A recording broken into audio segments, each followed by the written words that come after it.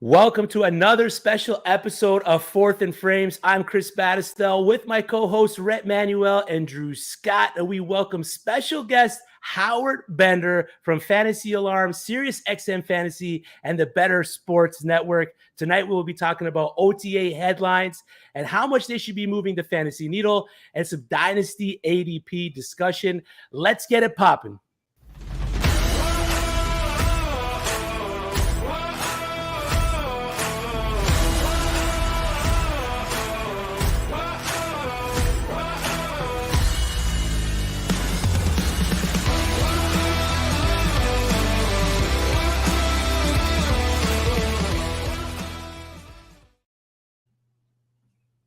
Before we get into the show, please like the stream, subscribe to the channel, and hammer that notification bell to get notified whenever the Fantasy and Frames team drops new content, which we do on the daily. As you can see, we just had the Dynasty 365 show before us with Kevin Coleman, Devi extraordinaire. Rate and review the podcast if you are listening to this in podcast form, wherever you're listening to that in podcast form, and follow us on Twitter at Fourth and Frames, at Fantasy and Frames, at Dynasty 365, at Shoot the Gap. We are everywhere, so make sure you are following us for up-to-date information. Now, allow me to bring in Fantasy Alarm's head of content, writer for the New York Post, award-winning host for his work on SiriusXM Fantasy, Fantasy Alarm on Channel 87, Deadhead, and I guess I can say optimistic Jets fan, Howard Bender. Well, first of all, thank you very much. Very kind introduction. Thank you, and appreciate the opportunity to join you guys. You know, my boy Andrew Cooper speaks very highly of the Fantasy and Frames crew, so I was pretty psyched to get that invite. I don't know if I'm ever gonna lose pessimistic Jets fan. I don't know if I can go full optimism here, right? I'm not ready to go full opti. It's a little tough, you know. Keep in mind, the Jets won the Super Bowl. This will give away my age also. The last time the Jets won the Super Bowl, the only time the Jets won the Super Bowl, was the year before I was born. Oh, right before. So you're the curse, is what you're saying. Wow, we all know Joe Namath sold his soul to the devil. Yep. The devil was like, well, Joe, they'll never win while you're still alive. And he's like, I'm okay with that. Yeah, that's it. Maybe Aaron Rodgers had some conversations with the devil on one of his ayahuasca trips and kind of reverse that jinx. But I got a question for you. You guys just did your SiriusXM all-time fantasy draft. You picked Josh Allen as your QB1. Would you take him prime of their careers, the guys that went before him, Mahomes, Brady, Manning, Drew Brees, Marino, Cam Newton, and Brett Favre? Would you take Josh Allen ahead of those guys in a real fantasy draft, all in their primes? No, probably I wouldn't take Josh Allen ahead of them. It wasn't that I was like really waiting on QB in that whole draft, but you know, one of the things that was kind of a misconception about it was we're drafting like a guy's prime years. So you figure it's like a 3 to 5 year window for him and what he's done. It's just regular old PPR scoring. So, you know, taking old fogies like I don't know, Y.A. Tittle might have been one of the greatest quarterbacks to play in his era, but was he even racking up fantasy points back then? I mean, just based off of the scoring. So I was like, I mean, give me the last 3 years of Josh Allen. Maybe he does another fourth year here, and I went with on that front. But I mean, listen, Pat Mahomes definitely sits ahead of him. Peyton Manning during his prime, that was just insane. Yeah. I mean, listen, I thought Josh Allen was a smart and sensible pick at that. Yeah, Jonas, I have a quick question for you, Howard. In terms of one game all-time fantasy football drafts, and I'm just shooting the breeze here, where would you rank that one game your boy Jonas Gray, the New England Patriots, had that one time, and where would you draft him? I mean, he would never go anywhere, and I love the fact that you're just immediately trolling me with a Patriots guy. 3 leagues I played against Jonas Gray in that game. So it was hurtful. It was awful.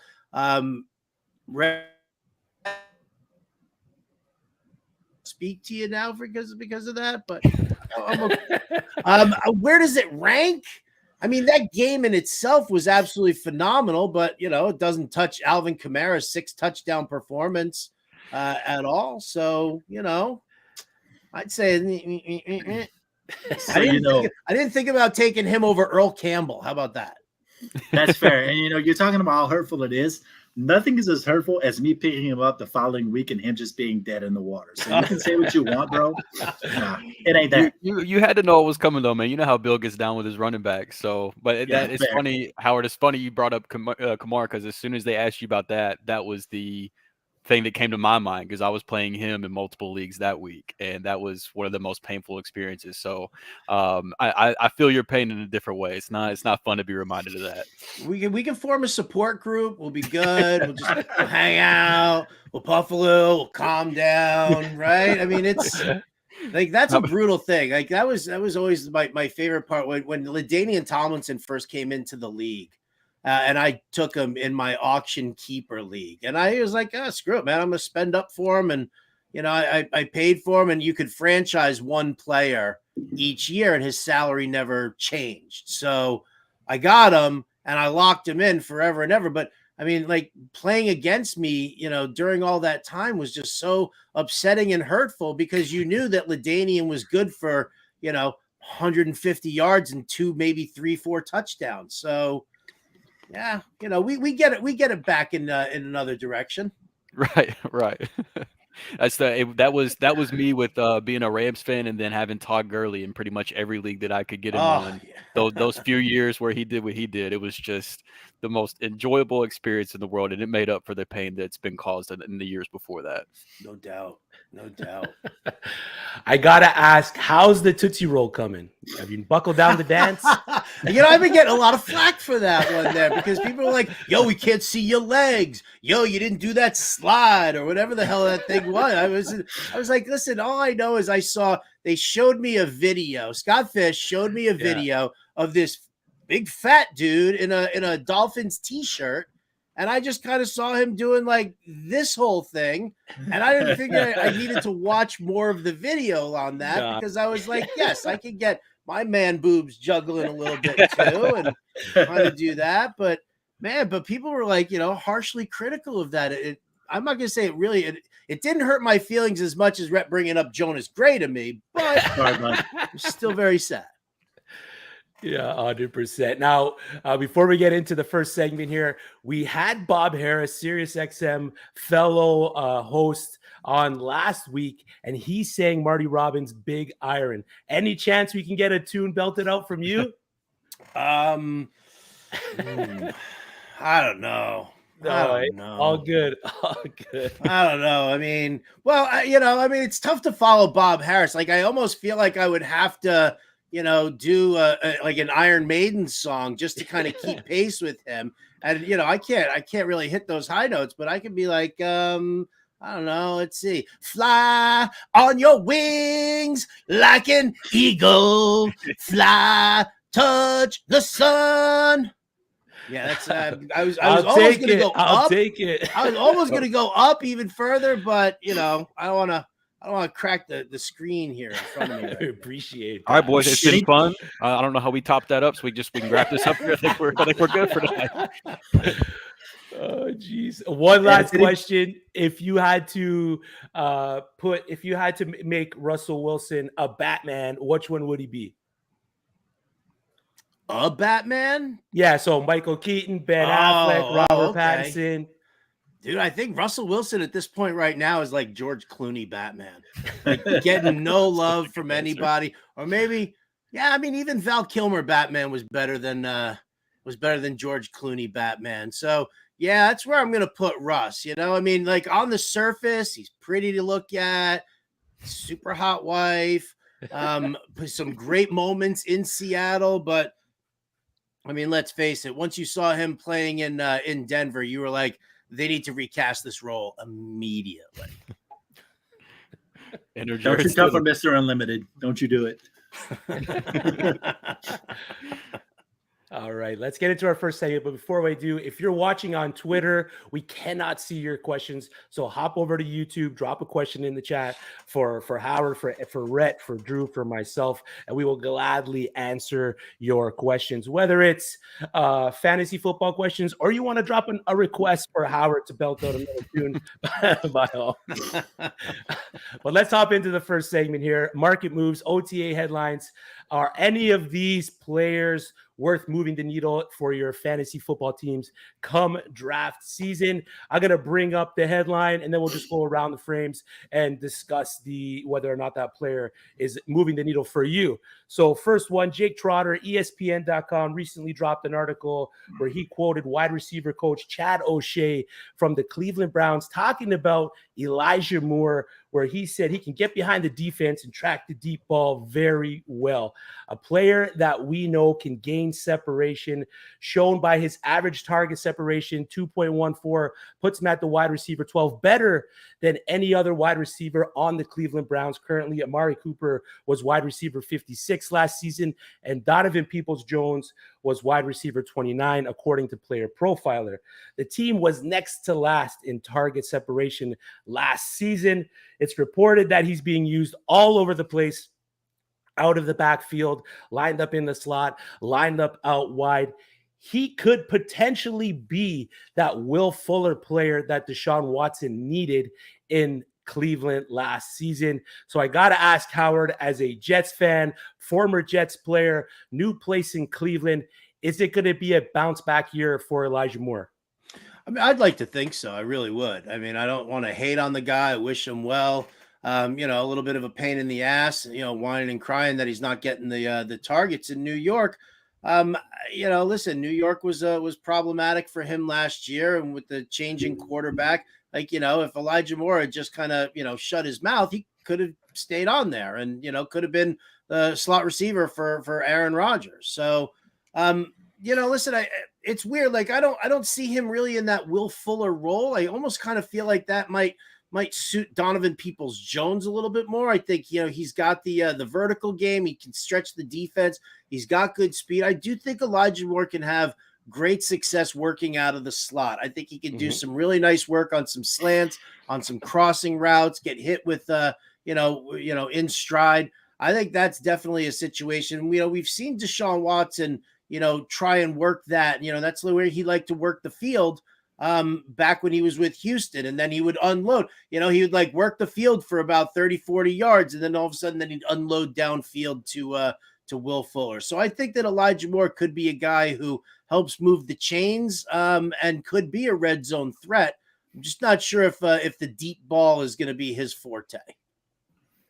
Yeah, for me, I'm sure that Howard will remember this well, but that stretch he went on his rookie year was like week 7 to week 13, where he was the wide receiver 4 and half-point PPR. I just can't get that stretch out of my head, and so I feel like the guy can play. There's game there, and Chris, you've been doing your part to try to talk me back into Deshaun Watson this year, because that worried me a little bit more than Moore himself and his talent. But now that you got me believing in Watson a little bit, and I'm starting to kind of forget, or starting to remind myself that Watson was coming off playing, not playing for a while, new team, things like that.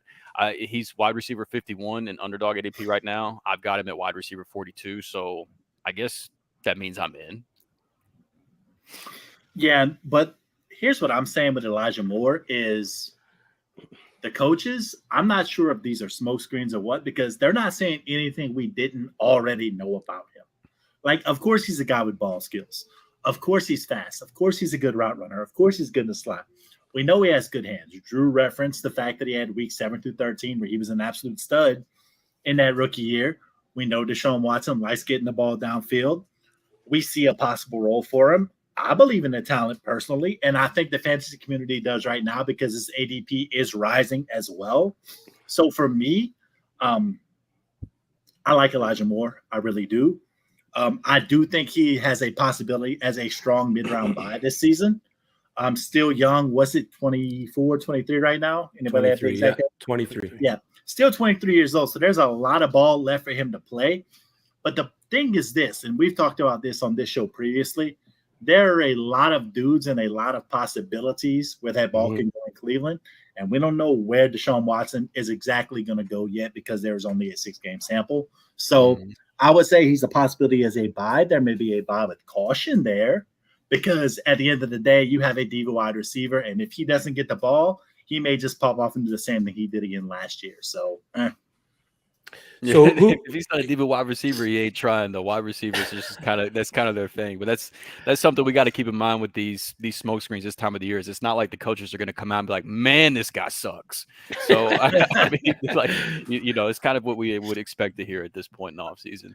They also don't want to give away too much, about how they feel about their personnel because they really want DeAndre Hopkins to come and steal away over there in Cleveland. Which, if Hopkins then shows up, you can just take Elijah Moore's talent and skill set and just kind of flush it down the toilet. bye-bye. Yeah. So is ADP right now, dynasty wise, according to DLF, is around that wide receiver 49. Howard, would you take Elijah Moore or Gabriel Davis right now? Oh, gross. That's how we like it here. I mean, if nobody else, man. All right. No DeAndre Hopkins in Cleveland. Current situation. Yeah.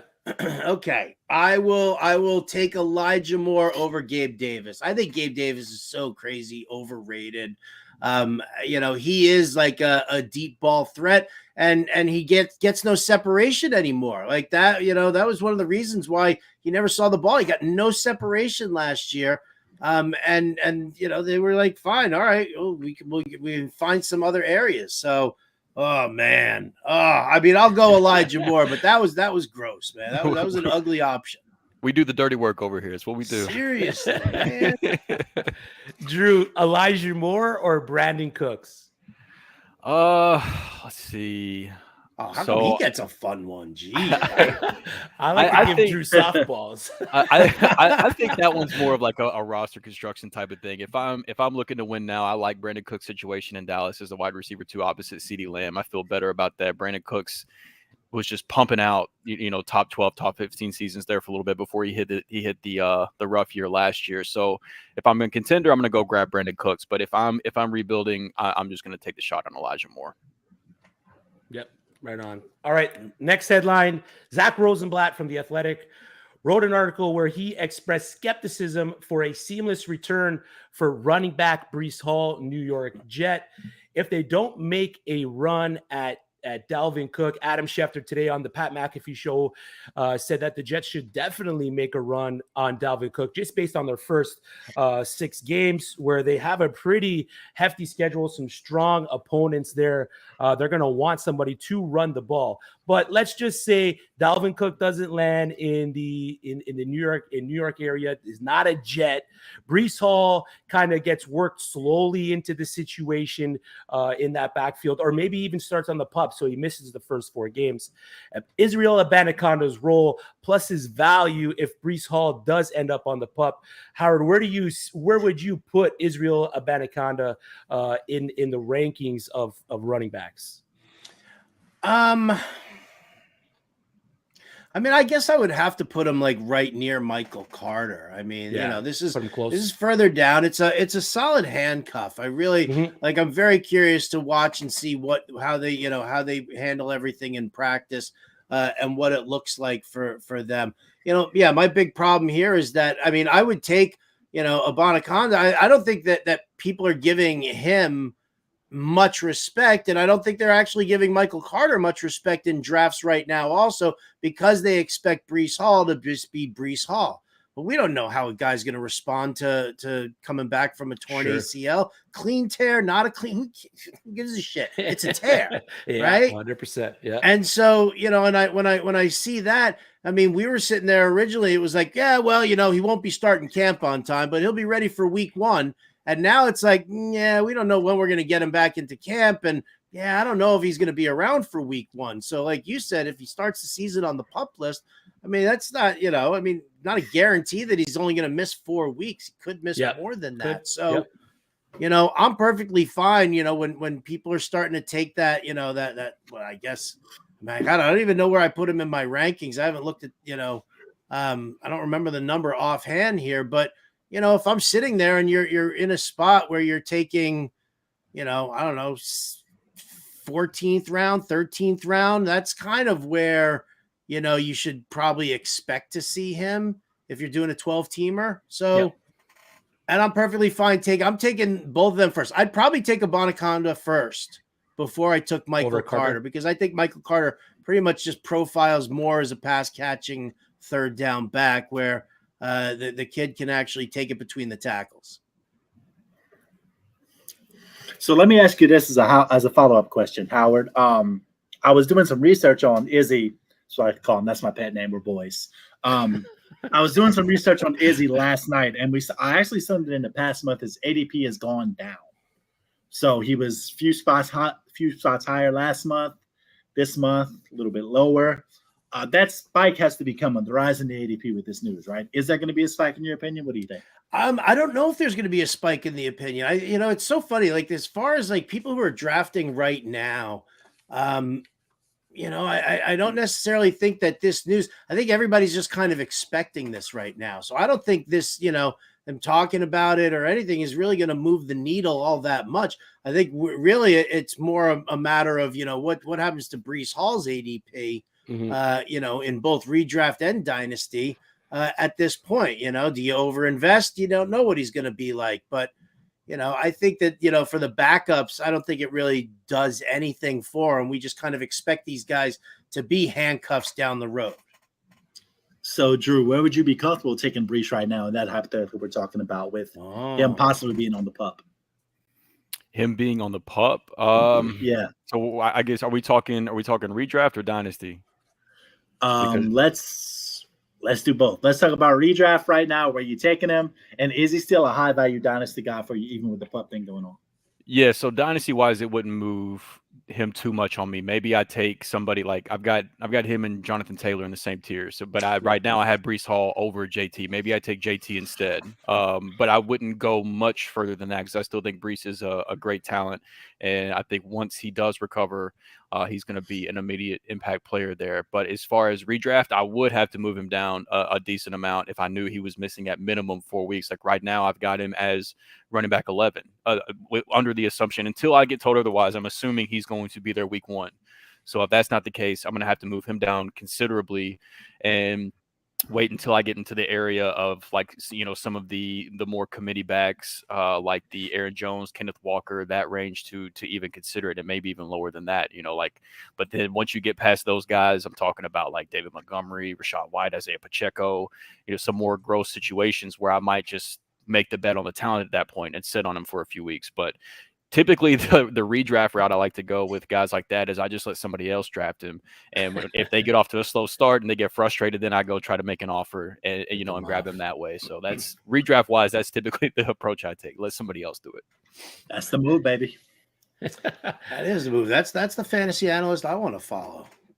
Yeah, seriously, right? I mean, it's it's a perfectly solid argument, and it's a great explanation. And yeah, I mean, it's tough. I mean, to sit there and try and figure out where you got to move Breece Hall in rankings if and when he gets announced on the pup, it's a big deal. So, yep, definitely is. Israel Abanikanda's last season at Pitt, 11 games, 1,400 yards, 20 touchdowns. Of course, he had that one game where I think he got 6 touchdowns in it, but definitely a person that can move the ball. If he does get the opportunity for the Jets, he's a guy that you're going to want to have on your radar. Headline number 3, Sean McVay on the Mad Dog Sports radio show on SiriusXM was quoted to saying that Cam Akers is going to be a huge part of what they have going on moving forward. He's a critical figure to the offense. He said Cam is a stud.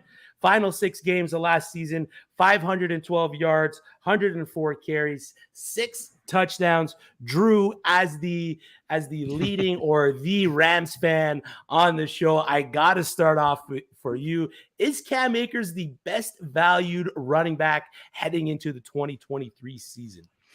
Yeah, this was tough for me because it's weird to hear McVay talk him up so much whenever it wasn't that long ago that he was basically already out the door. Like, he was in the doghouse and he was all but traded until nobody wanted to trade for him. And then it was like, well, screw it, we can't trade him, so we're just going to give him as much work as he can handle. But the reality is, whenever McVay has a guy that he's comfortable giving the work to, he's never been shy about using a workhorse. Like, I mean, he even made CJ Anderson a workhorse once upon a time. So it's not out of his realm of possibilities to do that. And then though that stretch that you mentioned at the end of the year, he played 70+% of snaps in 5 of 6 games to end the year.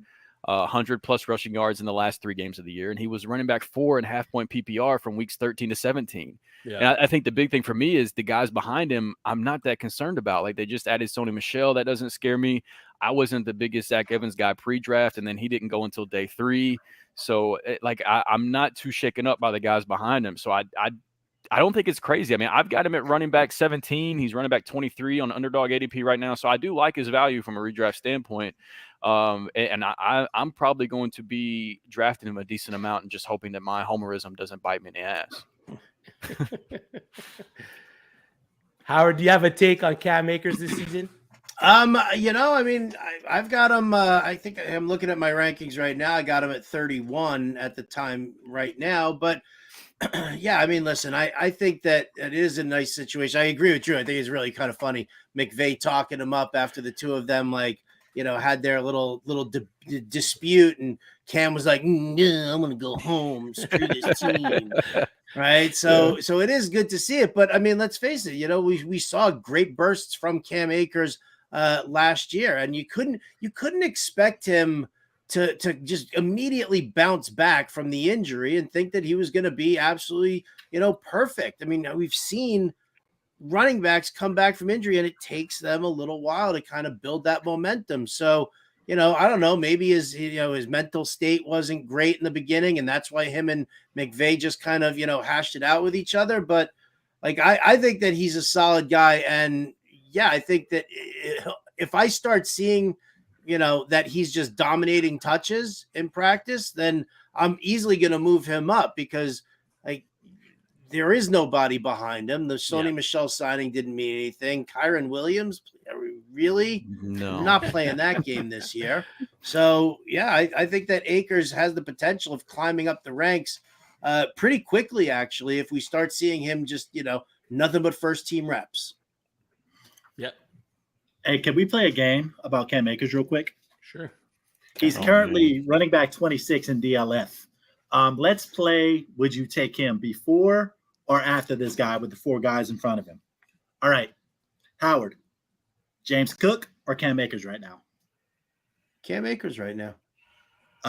Chris, Rashad White or Cam Akers? I'm going to go Cam Akers. Drew, Dalvin Cook or Cam Akers? Cam Akers. What? Yeah. What? Over Dalvin? All right. Yeah, I know the end of season numbers look good last year, but I'm worried at this point I don't know the landing spot. The efficiency numbers didn't look good. I would need to know where Dalvin's at before I can commit to that. I got a rebut. I don't know. Am I supposed to raise my hand? Did I hit a buzzer? Just do that. One of the things that was really a big problem for Dalvin Cook was they changed the blocking scheme. All of a sudden you went from Gary Kubiak and Rick Dennison running that run game in Minnesota, and all of a sudden Kevin O'Connell comes in. He leaves Kubiak's kid as the offensive line guy, but obviously a generation of I know more than my dad. Kind of screwed around with that blocking scheme, not to mention the fact that the offensive line's, work in that system really wasn't as strong as it was previously. You put him in Miami, you put him in Mike McDaniel's outside zone blocking scheme. Mm-hmm. I genuinely believe Dalvin Cook has himself a strong season over there. And as a Jets fan, I hate that for, the division, but I think it all comes down to blocking scheme with Dalvin Cook this year. So I don't disagree with that. And Minnesota's offensive line was bad for Dalvin Cook last year. Rhett, you said you referenced DLF whenever you asked the question. So were you asking from a dynasty standpoint? Did I understand that correctly? Yeah, that's the dynasty. Oh, all right. Okay, shit, so that's why I was so quick to say Cam. Which even in dynasty rankings, I only have them 5 spots apart. But with Dalvin Cook he's about to turn 28, I think, and then Akers being a little bit younger, and then not knowing where Dalvin is. But I do. I'm sorry. You don't have to apologize. I wanted to make sure I was understanding it correctly because no, if you're right though, if Dalvin lands in Miami, I will be all over Dalvin Cook for this year, absolutely. And I got one more for y'all: Aaron Jones or Cam Akers? Let's ask Howard. Aaron Jones or Cam Akers in Dynasty format? They're all ahead of him right now. I will take Cam Akers over Aaron Jones in Dynasty format. So 3 out of these 4 guys, and pretty much mostly a consensus. We have a Cam Akers consensus. And here's where I am. And I don't know if this is the last 4 games of last year talking or whatever that was. But in my opinion, and I've been the hot take guy, I'm dying on my Darren Waller hill for this coming year in redraft. Cam Akers, if everything comes to pass, if this isn't a smokescreen, if Sean McVay does what Sean McVay does, like he says he wants to do, that was a poor Sean McVay impression, Father forgive me. There's a RB1 upside ceiling situation for Cam Akers this year, and I firmly believe that. And he's gone up half a round in ADP over the past month in Dynasty. So, I mean, in startups, people are seeing it, people are hearing it, people are understanding it. They've seen him at his best, they've seen him at his worst. Where is he really going to be this year is the ultimate question. Yeah, it's understandable to be scared of Cam Akers because in the past, the Achilles injury to running backs has been basically a death sentence. But I think he's the first. Like, if you look at the running backs with Achilles injuries in the past, most of them have been either not great prospects in the first place or they were toward the end of their career. We haven't really seen a running back that was this highly touted of a prospect coming out of college that was this young into his career whenever he got injured. I think maybe the closest thing would be Deontay Foreman, and we've seen him start to kind of get into form the last couple of years. So it's understandable to be scared, but as a Rams fan, I am a little bit more optimistic, admittedly. I love it. Headline for Zach Pearson from 24sports.com on the Bear Report dropped an article where he stated a connection between Justin Fields and DJ Moore continues to grow. Moore is Fields' go-to guy in the passing game. He has been consistently hitting Moore downfield, even beautifully placing the ball into his hands in double coverage. Fields last year, QB 27 in attempts with 318, completing 192 of those. They've upgraded a bit in the offensive line where they drafted Darnell Wright. They brought in Nate Davis from Tennessee. Rhett, does DJ Moore have wide receiver 1 potential? He better with the way they went to acquire him is what I'm going to say. But for me personally, like I'm gassed up on DJ Moore right now because I've seen him with bad quarterback play have 3,000-yard years in his first 5 years. Touchdown numbers haven't necessarily been there, but in terms of pure yardage output, we watched him play. The guy's a stud. We know that. He's currently the wide receiver 21 in Dynasty in startups, which honestly, I don't know that there are 20 more talented receivers in the game right now than him, but I mean, it is what it is. His ADP over the past month has actually been down, which is a bit shocking for me. And here's the kicker as to why I think we should buy that hype is that there are also reports coming out that you didn't talk about that the Bears are, surprise, not happy with Chase Claypool. So that only helps his case. We've seen Darnell Mooney.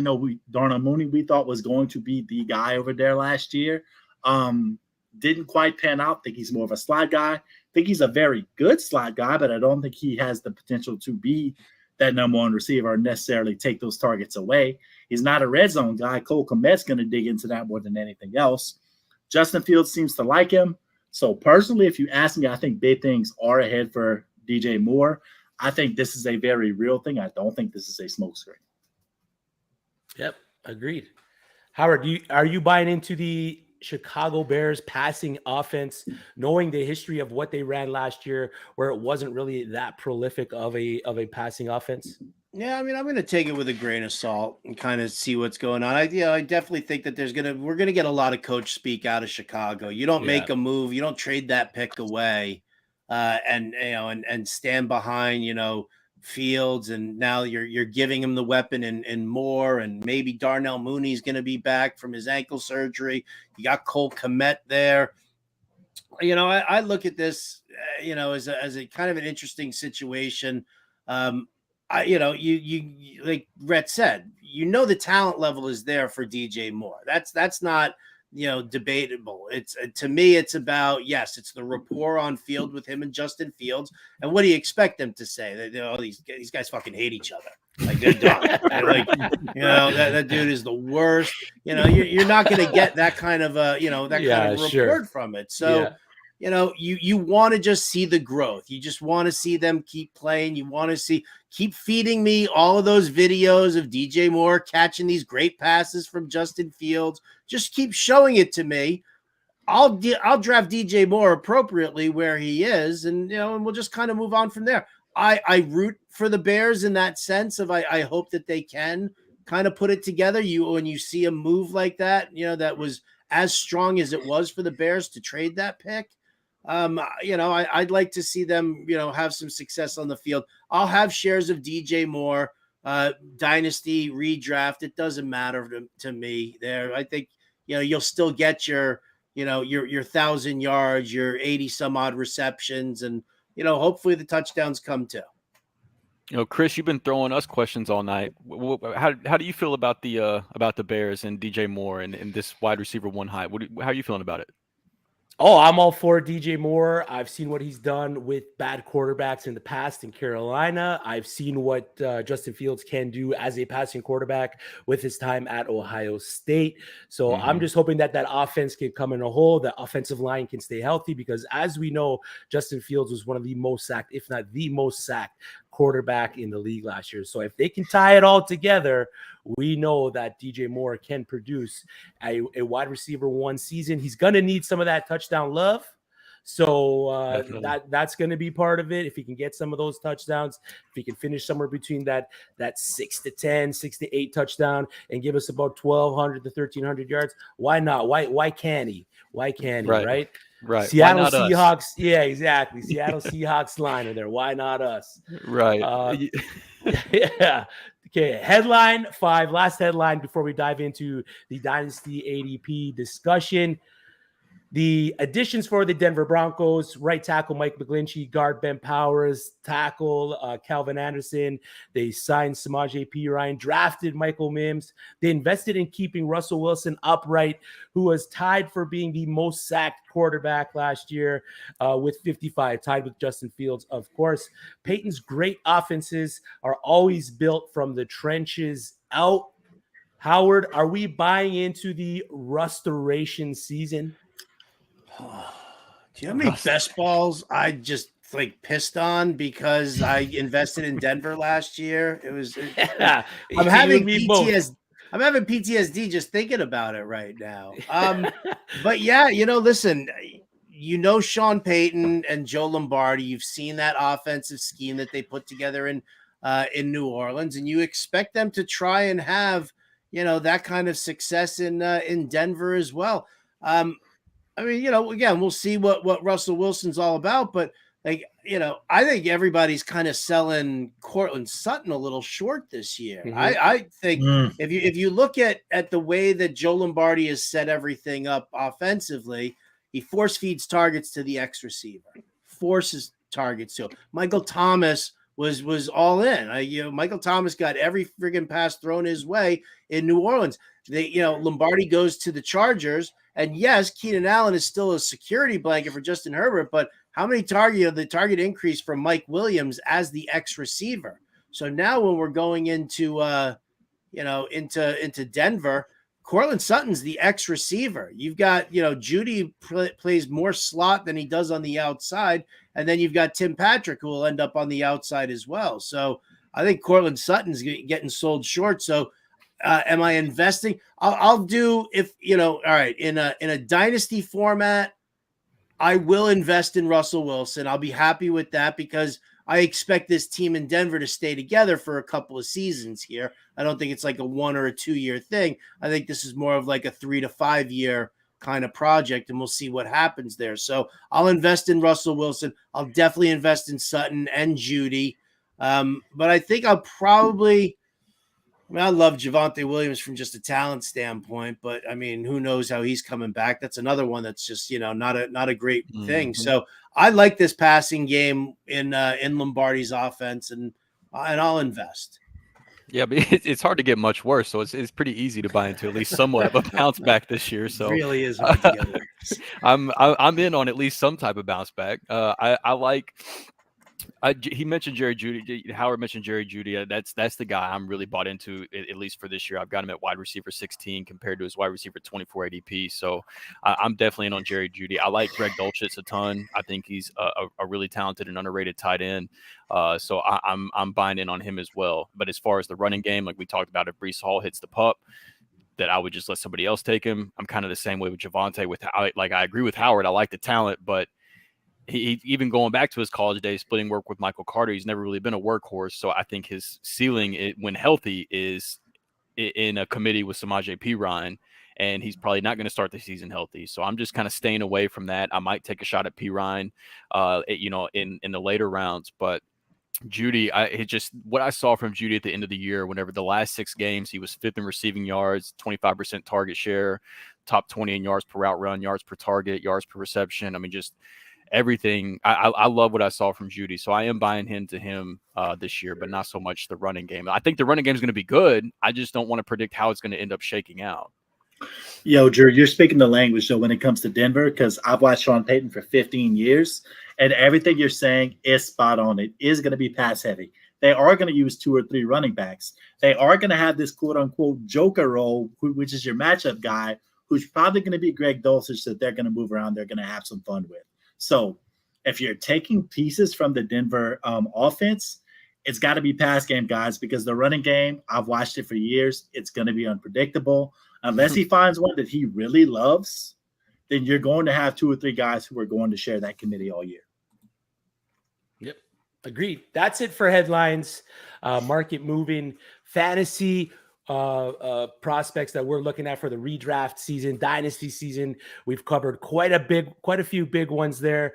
We're going to get into the dynasty discussion, talking about ADP. Before we do, if you're watching, like the stream, subscribe to the channel, and hit the notification bell to get notified whenever the Fantasy and Frames team drops new content. We are joined by special guest Howard Bender at RotoBuzz Guy on Twitter, from Fantasy Alarm, from the Better Sports Network, from SiriusXM, the Fantasy Alarm Show on channel 87. So let's get into the dynasty discussion. We're going to be discussing the latest ADP drop from dynastyleaguefootball.com, values, surprises, snubs. But let's get into determining your drafting strategy in Dynasty League Football using ADP. Yeah, let's start off talking quarterback. So in DLF, Howard, Trevor Lawrence has seen his startup value go up about 8 slots since April in Superflex. Currently, he's their quarterback 7 in their dynasty rankings. So in your opinion, he's currently drafted ADP about 60, so into the 5th round. So do you think we're at the peak of Trevor's value, or do you think there's more ground to be gained? I think there's more ground to be gained. I love Trevor Lawrence. I was like one of 3 people who last year was like, I'm in on the Jags. You take Doug Peterson, he brings his a proven winning offensive scheme into Jacksonville. They get rid of all the Urban Meyer nonsense that was going on, over there.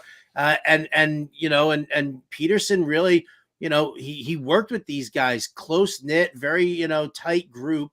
And I think that really stuck throughout the entire time. Obviously, having Travis Etienne back and healthy was a huge boon for him. So, I'm super bullish on the Jags in Dynasty and Redraft, because I think it'll take Calvin Ridley a little while to get back into the swing of things. We always kind of forget, really. He took off the first year. He took off because of a mental health situation, and then he got suspended for the gambling. So 2 years out is a long time. He's still an amazing talent, young, vibrant player. But now you're also, Christian Kirk is still there.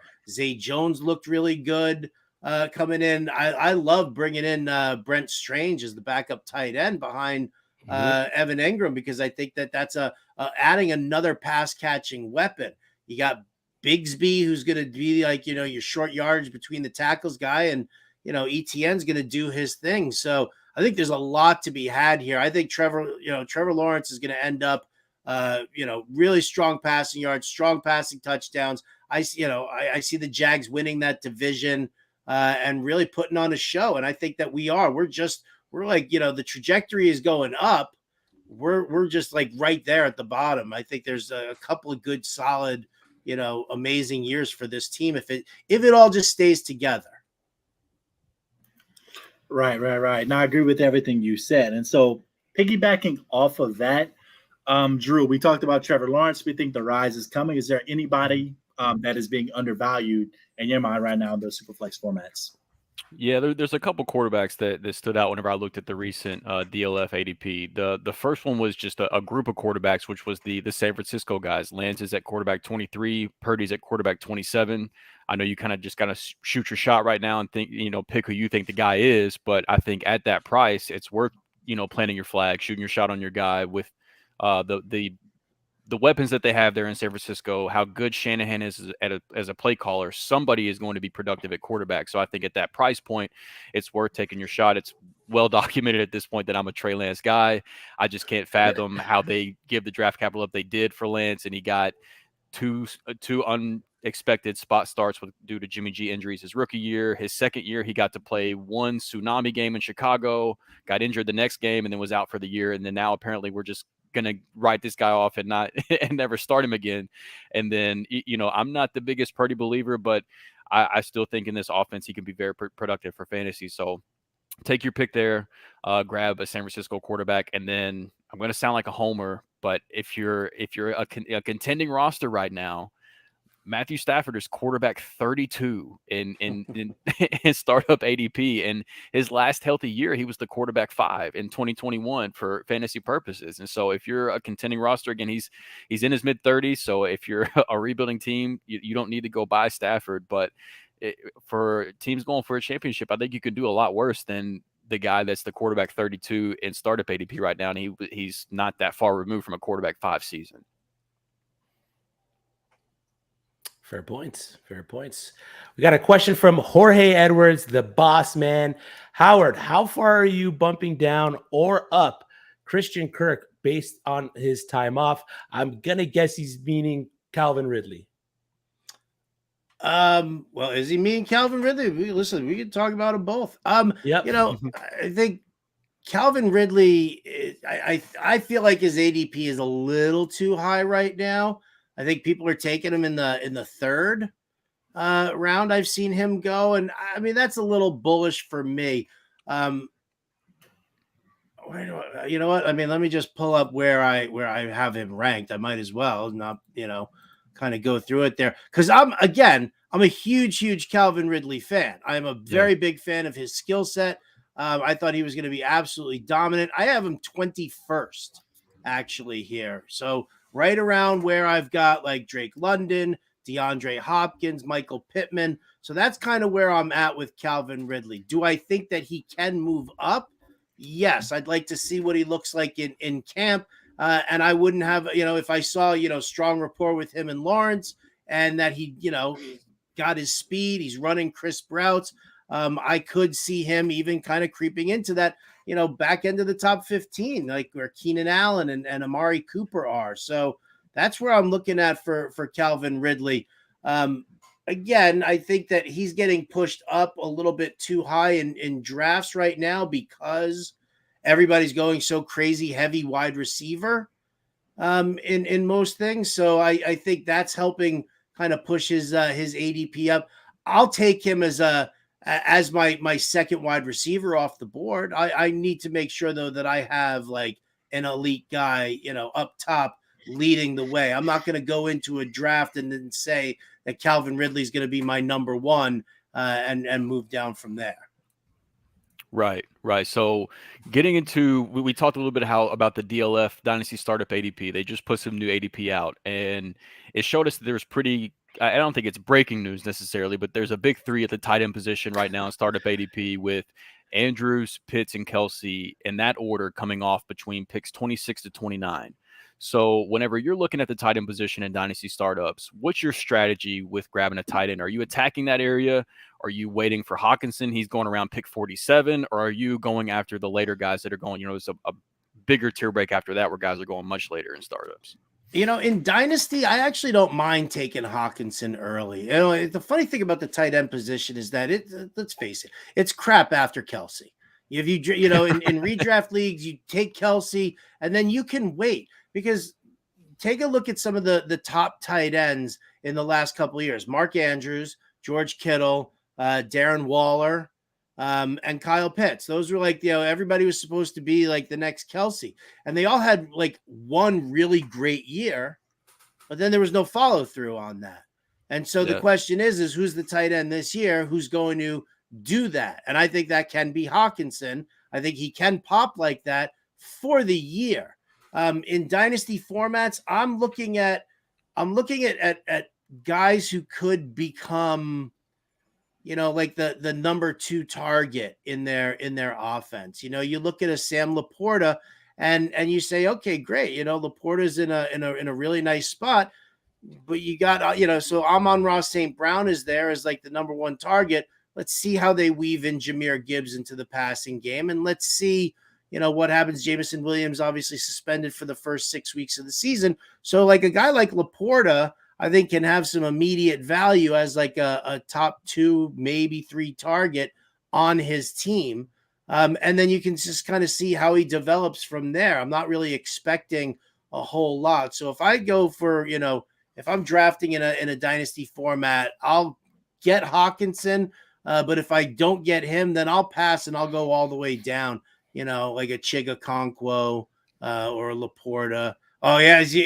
Are we all Okonkwo fans? You're talking our language over here. We're a Chig show. We're definitely a Chig show. That dude is amazing. So Andrew Cooper and I last year were like the only 2 people who were like, are you drafting Chigakonkwo? Are you not drafting him? Are you picking him up off of waivers? Are you seeing how this is developing? And it was so great because he just became that, that number 2 target in Tennessee, and you just knew he was getting the work. And I'm glad. See, I fit right in here with you guys, right? We're all Chigakonkwo fans. Yes, you're talking our language. Sir. So I have kind of a same thing, except you said crap after Kelsey. My thing is can't quit Pitts. I can't give up. So if he's there at a spot where it makes sense, I'm taking Kyle Pitts. If not, I take the same approach to where like David Njoku, Chigakonkwo, Sam Laporta, those guys that are going in the hundreds, I would rather just take a shot on a couple of those guys rather than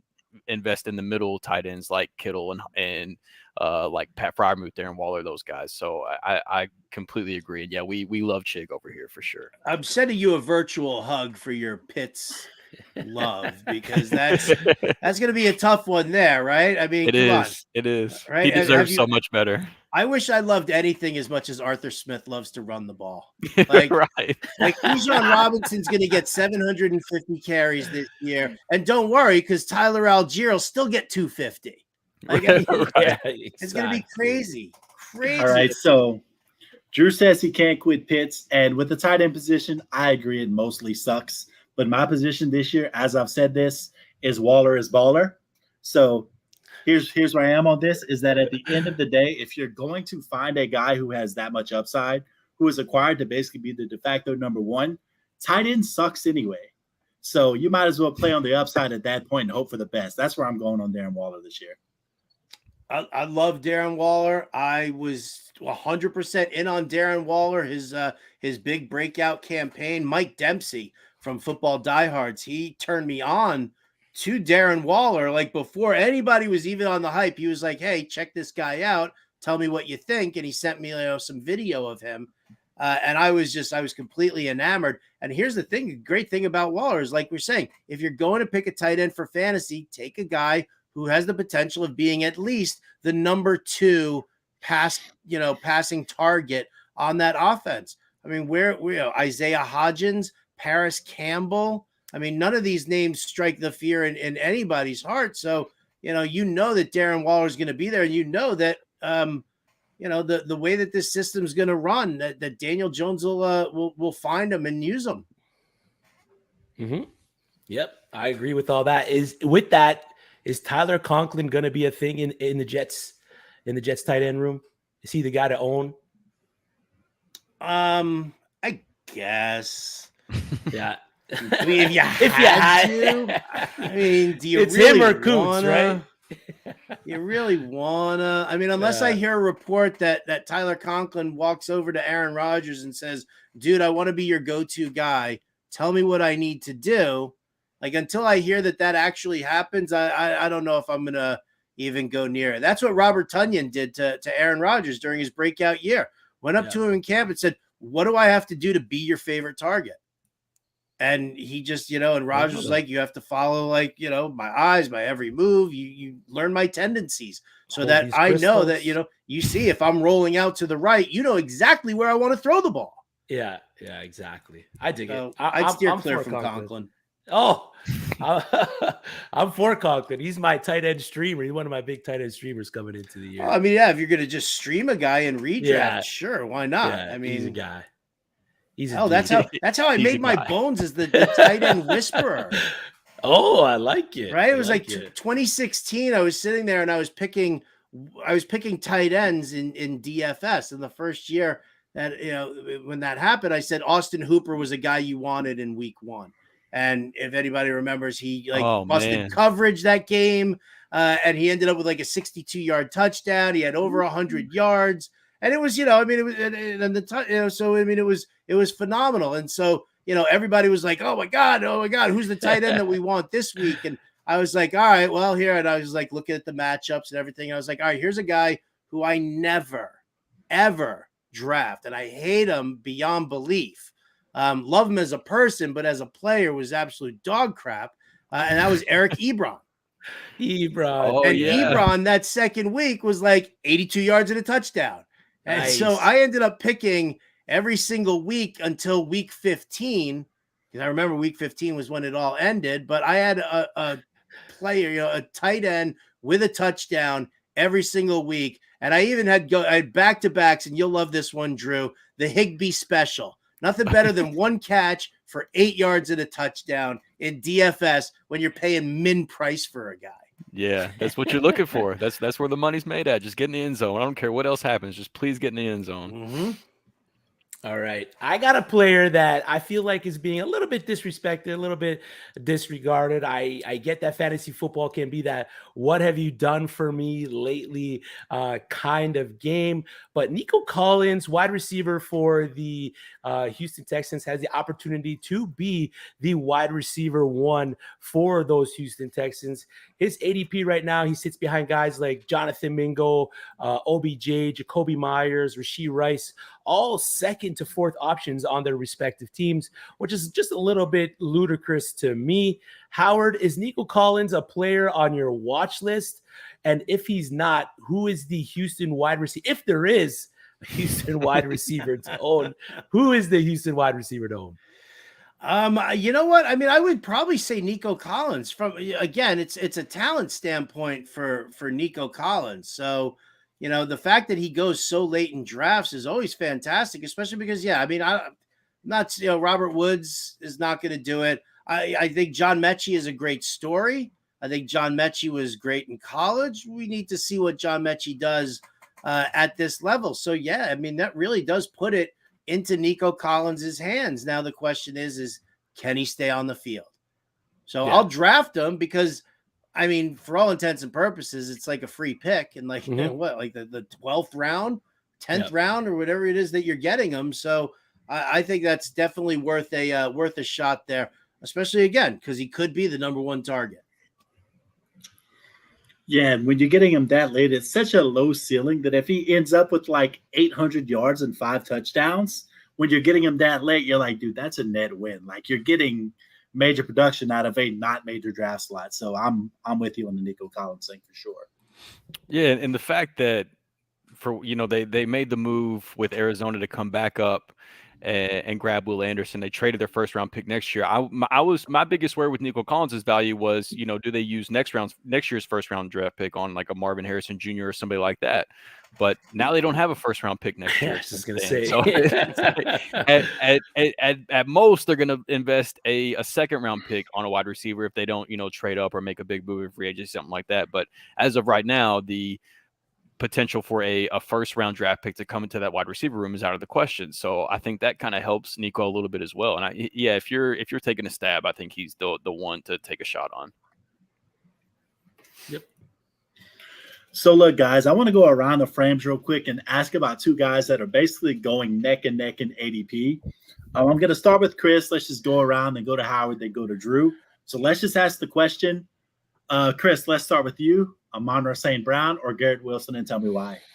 It's a tricky one just based on the situation for the Lions with Jameson Williams suspended for the first 6 games. Amon-Ra St. Brown's going to be the guy for the Detroit Lions through that time. But I'm going Garrett Wilson, mainly because of the upgrade at quarterback. We've seen what he can do with a quarterbacks like Joe Flacco, Mike White, Zach Wilson, and CFL legend Chris Streveler. No offense, Howard. I know I'm talking about your QB room there, but he's getting a multiple MVP award-winning quarterback with Rodgers.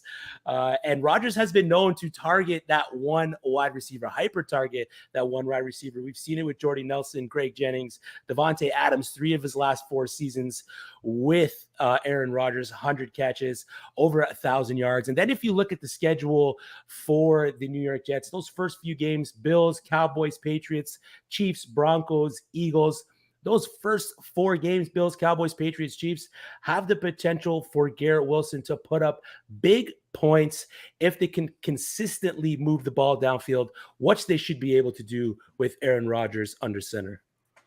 As it stands right now, I've got Amon-Ra St. Brown a couple of slots ahead of Garrett Wilson. And, yes, you make a great point that the quarterback play was so crappy, and yet Garrett Wilson still did well. The thing that always kind of unnerves me a little bit, or just kind of makes me a little nervous, is that Aaron Rodgers is a guy who works off of touch and he works off of timing.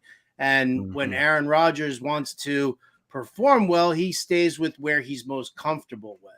And that means Allen Lazard could start getting some early looks. I'd like to see what these guys look like in camp together, because I don't think Allen Lazard is anything like he'll be a comfort, a lean in these first couple of weeks, because listen, the defenses that they're going up against, geez, man, Buffalo's defense, Dallas's defense. These are going to be strong tests for Aaron Rodgers, for the offensive line. So I think that if he does get a little rattled early on in the season and defensive linemen are hitting him, he's going to find Lazard and he's going to kind of lean in that direction. We know Amon-Ra St. Brown is that go-to guy for Jared Goff, and will be throughout the year. So I think Wilson could pass him somewhere around mid-season, but for starters right now, I'll take Amon-Ra. Yeah, I think that's a good point, because you've got Jameson Williams is eventually going to play a factor. Sam Laporta, rookie tight ends typically takes a little bit to get acclimated, but I think Sam Laporta will eventually cut into that as well.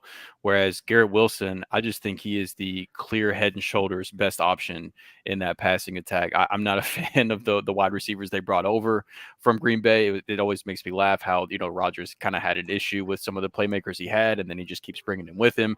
But I think that Garrett Wilson, for me, like rather Dynasty or Redraft, I've got Garrett Wilson in my second tier behind CeeDee Lamb and AJ Brown in Dynasty, and then in Redraft, the gap is closer. I've only got them 2 spots between each other in Redraft, so it's a little bit closer there. But however you cut it, I prefer Garrett Wilson to Amon-Ra. And to answer your question, I've seen what Amon-Ra St. Brown has done in these first 2 years. I've seen that he's had this insane output. I see he's heavily targeted. I felt the need to go with him for the season, even over Garrett Wilson, because we just don't know what that's going to be. Because the Aaron Rodgers' all-time favorite, Randall Cobb, is also there too. So who the hell knows, really? Let's be honest. It's very fair. What Amon-Ra has done at this point has been incredible the first couple of years. So last question I've got for the night. We talked about the best redraft running back values earlier, so I'd like to go around the frames. Rhett, starting with you, let's talk dynasty running back values. Who is your favorite value at the running back position in dynasty right now? Originally, it was going to be Cam Akers, but we already talked about him, so I'm going to go with my second favorite guy, and that is Jerome Ford. I know he's the second guy in Cleveland, but currently he is going as a running back 58 at DLF with a current ADP of 189.38. For those of you doing the math, that's the late 16th round. So first off, it doesn't really matter if he's hitting or not because it's so late, but I'm going to tell you why I think he can hit this year.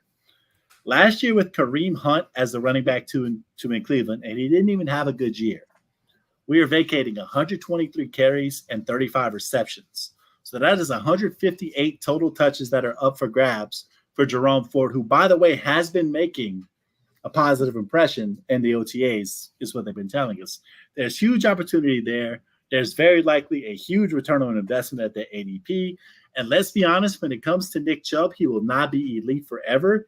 He will not be there forever. So if we're talking in the dynasty format, the next man up, there's a possibility that in 2024, Jerome Ford can be your guy in Cleveland. And if you're going to get him in the 16th round of a dynasty league, now's the time to do it. I say get him now, buy now, before he shows up and shows out, or Nick Chubb leaves and the price goes way up.